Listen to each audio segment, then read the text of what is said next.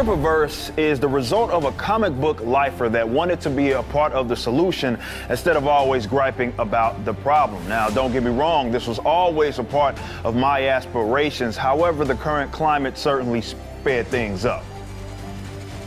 You've watched some of your favorite comic book characters be bastardized to the point to where they're completely unrecognizable. They're just used as career stepping stones for a lot of writers that don't care about the lore. Some even despise their fans. Those are people that just want to tell stories that represent their social political views, even if they don't make sense for the characters that they're writing. And of course, these mega corporations that control these properties don't exactly make it easy for you to get in and understand what's canon. He's dominating right now. Eric July destroying, man. Is dominating. It's going to be hilarious because the comic industry is so fucking irrelevant now. Yes. That this guy in his own corner that he built himself is the talk right now. Is absolutely the talk. And yeah, his book, they're like, well, it's only 12,000 backers. Yeah, only in one day.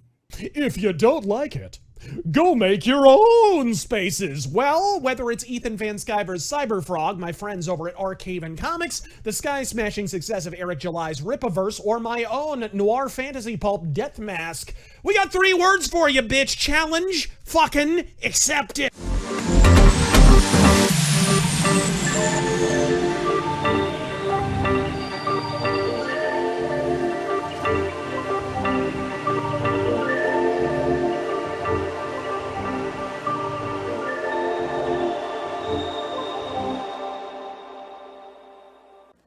Here's a subject we haven't touched upon in a little bit.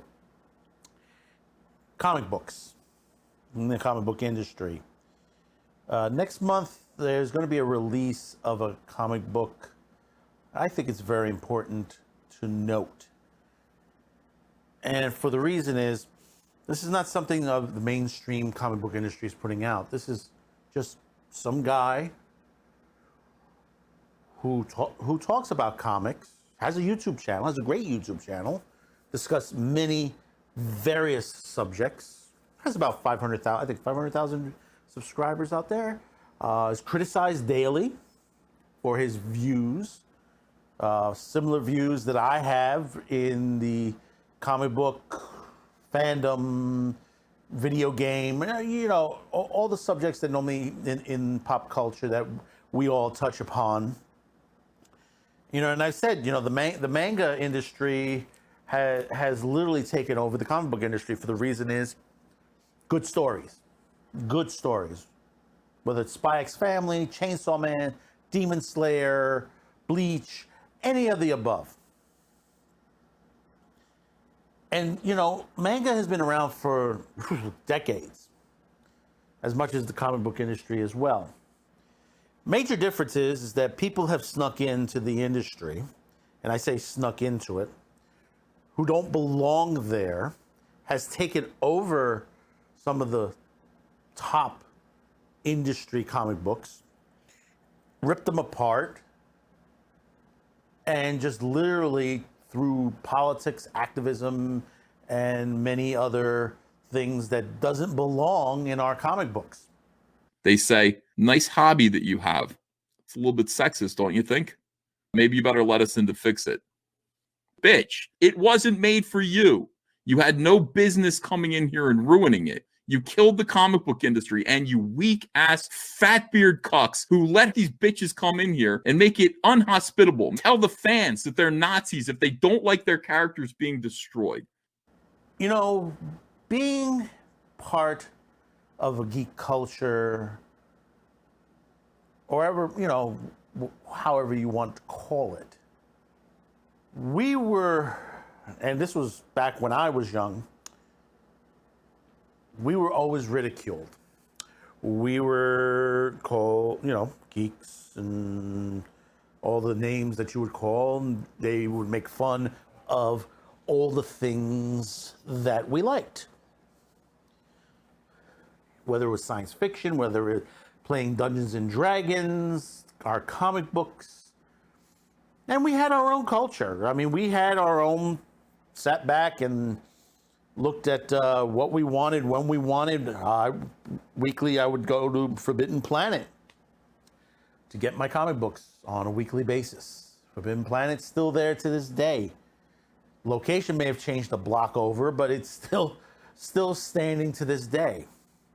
And especially since the majority of comic book stores have shut down. And, some people say, well, it's the pandemic. No, this was something a long time coming. When we saw this coming and we warned you, was going to hurt the industry. Because you have people out there that just think they know better. And like I said, when we were younger, they made fun of us.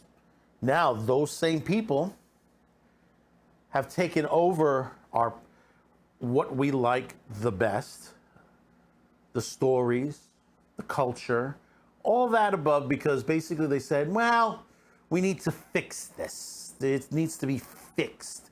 There's not enough representation in these stories, and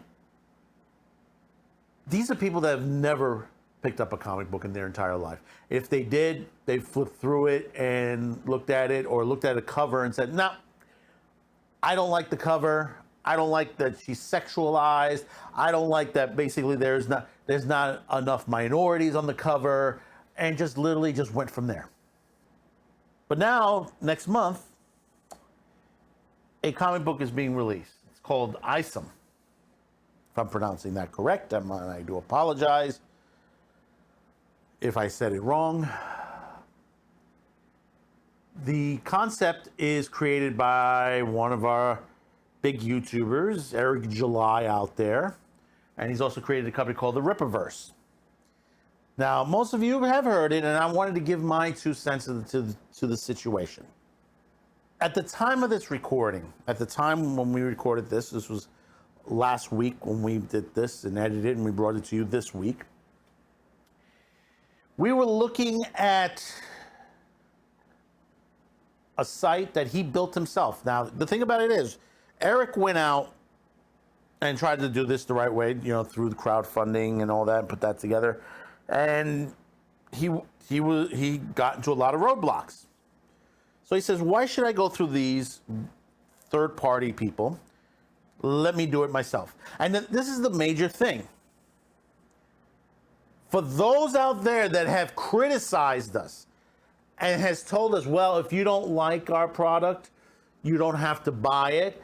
And if you don't buy it, why don't you just go make it yourself? And if you don't like my politics, don't buy my book. Problem solved. Well, guess what? Eric July did that.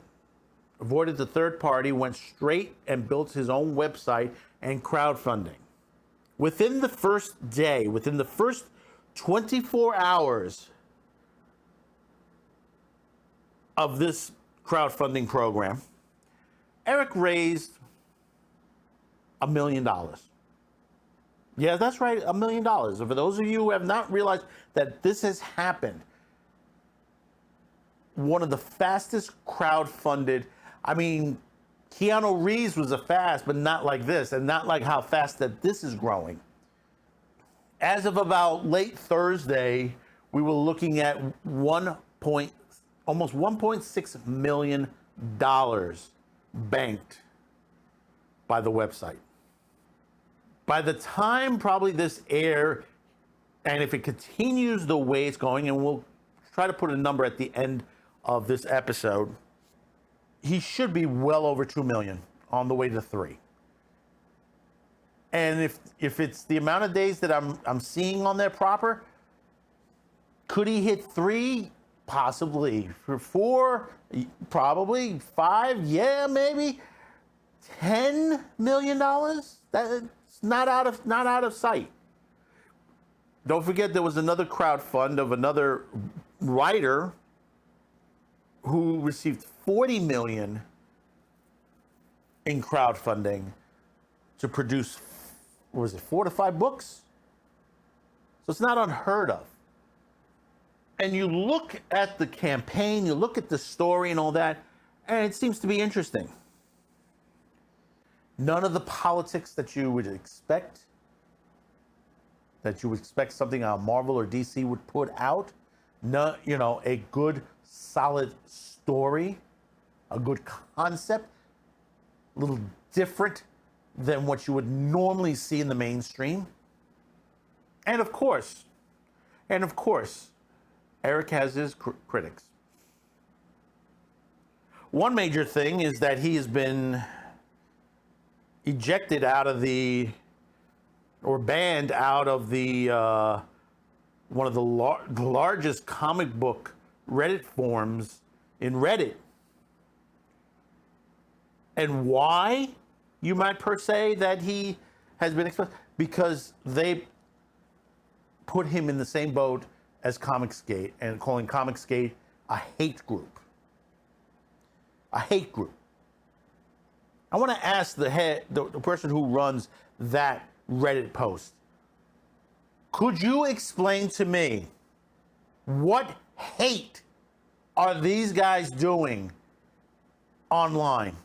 What hate are they putting when a good amount of them, of guys who are going primarily independent these days, some of them are of Asian, Black, Hispanic descent as well. What hate are they spewing? And let me put into the premise to them. Supreme Court decision, not current, past, and at least 3 cases the Supreme Court deemed there is no such thing as hate speech. You cannot deny someone of their opinions. Do you understand that? Opinions. Look it up. Look it up in the dictionary. Because basically, you do not grasp the definition of it. If someone disagrees with you, if someone puts up their own opinion, that is not spewing hate speech. You're disagreeing with him as much as he's disagreeing with you. See, the last 10 years, we've been seeing this. People use buzzwords to scare people. Hate speech, hate group, diversity, inclusion, equity, made for the modern era. But see, the thing about it is, all this is socialist, communist bullshit that has been done many times before in history. The times that say the history repeat itself, that we would not allow history to repeat itself, we are allowing that. And the fight is on. And I'll tell you, the fight is on. Eric now can pull people to full time because of where he's at now. He has a warehouse. He can now buy a truck. He can get things done. He could put out a product. How big will the Rippaverse be? As big as what he can dream it to be. How, he has his fan base. He has his viewers. He can create an entire marketplace by this. You've already seen it by Ethan Van Sciver, Alterna Comics, Sweetcat, and many others that have been putting out, many YouTubers that have been doing very well above and beyond with comic books. We have a lot more coming. Yellow Flash, that Umbrella guy who has been successful in the last ones he's done. That he's coming out with another one. But yet people put roadblocks in front of us to say we are hatred, that we are Nazis, that, we hate black people, we hate Hispanic people, but we are the blacks, we are the Hispanics, we are Americans. We are all in the same country together. Are they people that are racist in the world? Yes, they are. But guess what? This is not the 1950s. This is not the 1940s or the 30s. You know, this is not the 18th century. Things have changed in this country. If you want to talk about racism, take a trip to the Middle East. Take a trip to Africa. Take a trip to China, to North Korea, to Indonesia, many places in the world that you'll be shocked on what's going on there, and you'll run right back to us.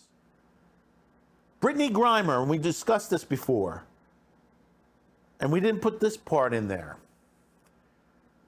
This is a WNBA star that basically has desecrated the flag, has basically didn't want to stand at the national anthem, has criticized the United States, but now she's in jail in Russia on trial, begging for her country to bring her home. Should she come home? Yeah, I agree, she should come home. But this is the hypocrisy.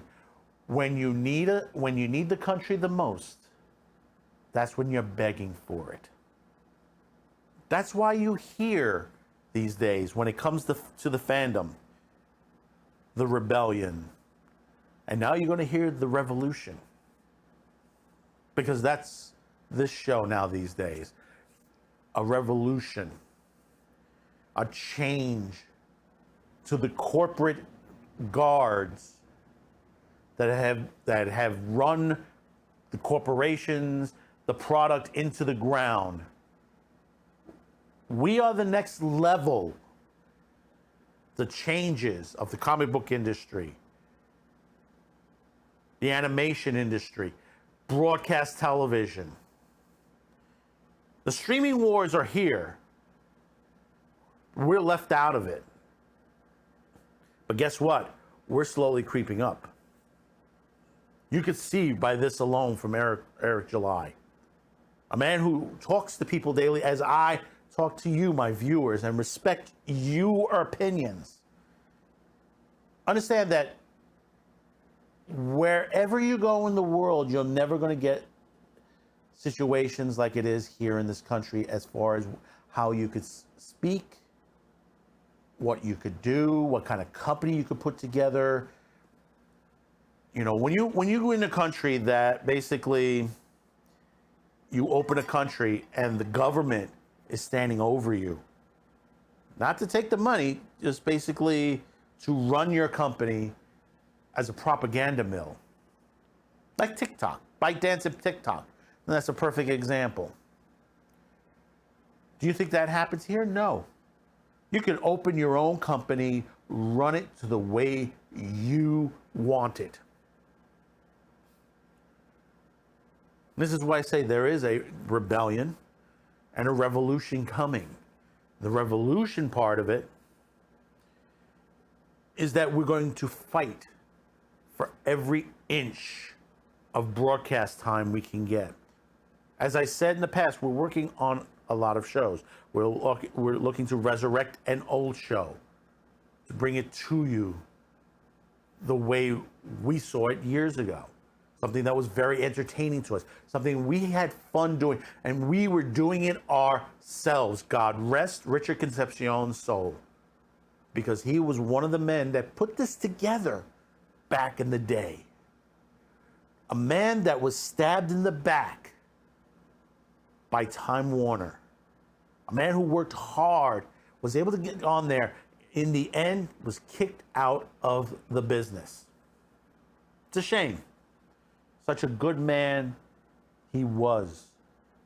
He was looking for the 15 minutes of fame, but he wasn't looking to get rich off of it. He enjoyed what he did. He had fun with it. And I'm glad to be able to bring that back to a newer audience, to see how it was. That's why we've stretched ourselves out to Rumble, BitChute, Odyssey. We have people out there that don't use YouTube to watch this particular program. So we have to reach out to them. You know, don't leave all your eggs in one basket. And that's what Eric July did. He didn't leave all his eggs in one basket. And look where he is now. Look where he is now. I have to say to him, congratulations, Eric. Congratulations to you. I hope you become to a point where you're larger than Marvel and DC is at this point. And show these people that have been destroying on that you're not going to get rid of us. You're not, as much as you criticize us, as you put us down, as you use the mainstream media against us to say, listen, these guys are hate groups. But we're not. We're not. Because people are getting to know us. You, my viewers, have gotten to know it, and I thank you for being here and subscribing. You're getting to know this channel. So comment freely below. Thank you for subscribing, liking, share this video. Once again, Eric, congratulations to you. If you've seen this video, love your programming. You're straight, direct as someone should be in this business. And we'll see you on the next video. Thank you for tuning in, and bye-bye now.